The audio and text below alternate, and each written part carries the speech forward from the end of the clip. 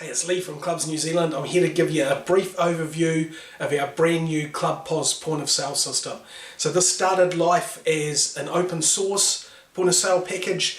Some American guys developed it to be used in a huge chunk of the clubs in the United States, and we've got it and we've developed it and changed it to suit New Zealand clubs. So here, without further ado, here's a quick look at what we've done. This is our standard sales screen. As you can see, we've made it easy as possible for the operators. On the right hand side here, you have your different categories, so cider, RTD, spirits. Just press the button to sell it, and it asks you if you want a double or a single spirit. Go back to beers. Now you'll see we've only got room for 12 products because of the way we've set these pages up with large logos. So if you wanted more pages, you can put them up the top here. So in this case, under beer, we've got our small bottle beer. Under quart bottle beer, we've got some quarts. And then under tap beer, we've got our beer that's available on tap. If we go to Tui, we can sell it as a pint, as a half pint or as a pint. And if we want to sell multiples, so if we wanted that to be 4 pints, we just go times 4. Okay, and that automatically makes it 4 pints there. Now if we want to delete any products that were put on by mistake, like the Corona, we just press it and we press the trash. Very easy to delete products out of the sale, which displays on the left here. Also sell sundry items or bar snacks. Very easy to do. Now if you're not too sure where you're up to, you've just had a whole lot of products on there, not sure where you're meant to be, you can just press cancel. That gets rid of the whole sale and you can start the whole thing again. When it comes time to pay, you just press the due button down here, and if they're paying by cash, you could just press cash straight away. But if they were handing you a $50 note, for example, you can go 50 here and then cash, and it'll tell you here what the change should be. At that time, you can either email the receipt, print the receipt, or just press close, and that closes the page. So you can start the next sale.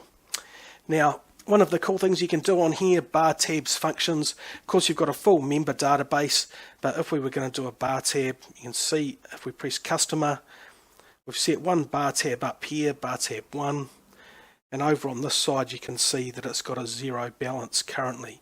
So we're going to select that to go into bar tab 1. We're going to go into the beers and we're going to get 4 beers. That's $20. See up here it says it's bar tab 1, and we're going to press, instead of cash, we press customer account and then close that, and that puts it onto the bar tab. So if we go into bar tab now and we look at the bar tab, you can see it says $20. Now say somebody walks up to the bar and says, I've got $100, I want to put it on the bar tab. You can just go into the bar tab.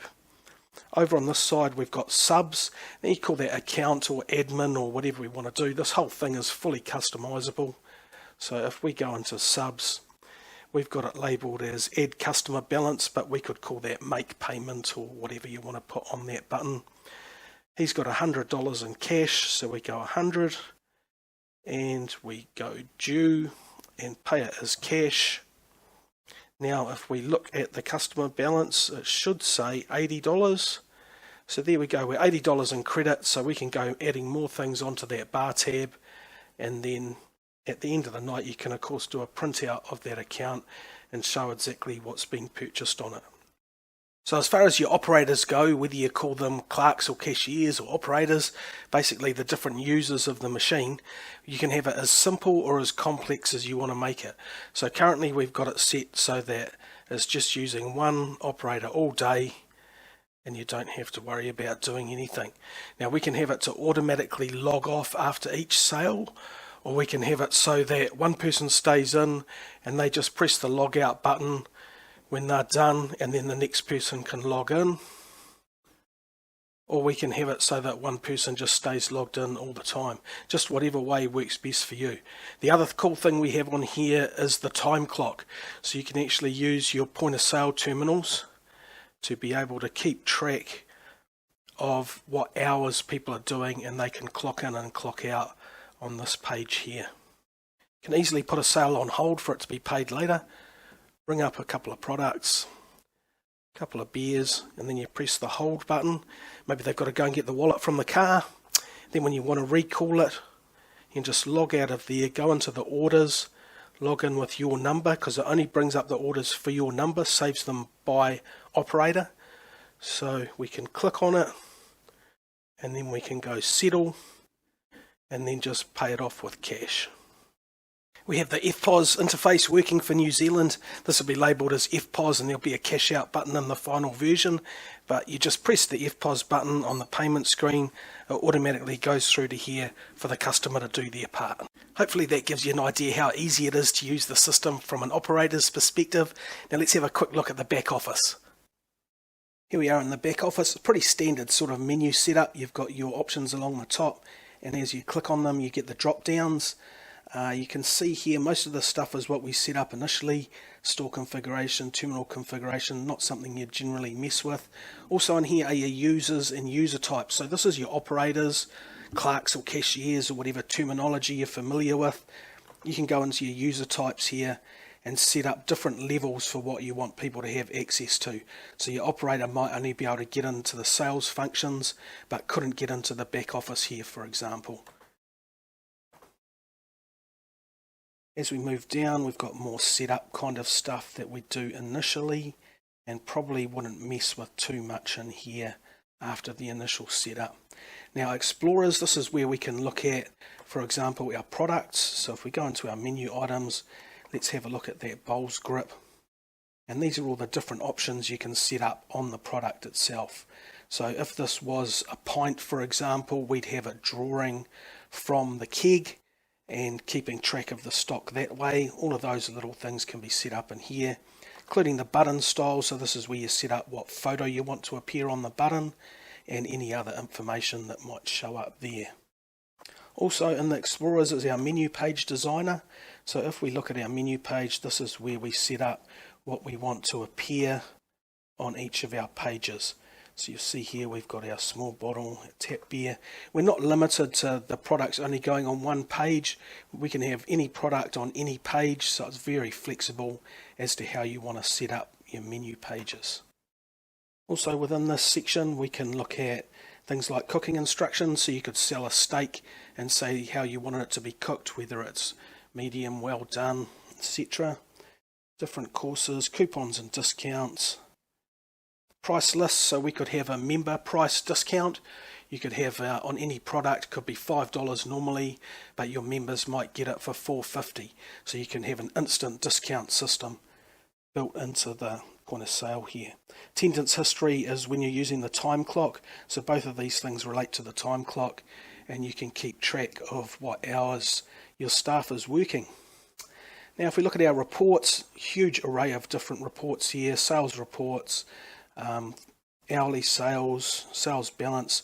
You can look at voids and discounts and customer payments, customer account reports, pretty much all the reports you could ever want to look at within that section. Your main sales report and some of the main reports can be set to automatically email you, so you don't need to be here to be able to look at them.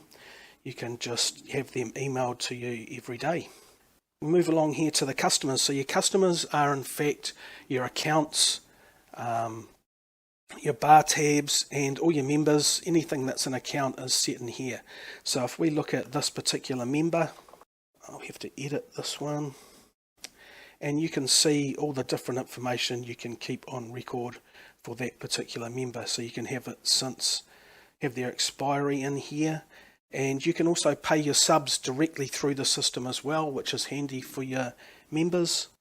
Let's have a look at our inventory section. So this is where you can look after your stock. So this is where you can do, as you purchase products, you can create purchase orders, and then as the stock gets sold, you can then do a stock count. Let's quickly do a new stock count, and we can do stock counts based on just particular groups if we want, or the entire place. So let's say we just wanted to stock take our small bottle beer for the store. It comes up and tells you how much you should have. You can put in your counted figures here, check your variances and find out if there's anything untoward happening with your stock. Okay, floor plan is for tables. This is for your restaurant section. So if you've got a restaurant, you can set up a floor plan that looks like your tables, which makes it much easier for your operators to keep track of where people are sitting and where they want to pay from. So that's a very brief overview of the back office. We'd obviously want to go into it in more depth than that. Hopefully we can organise a meeting if you're interested to have a look. If you've got any questions, please get in touch with Lee at head office. Cool, thanks heaps.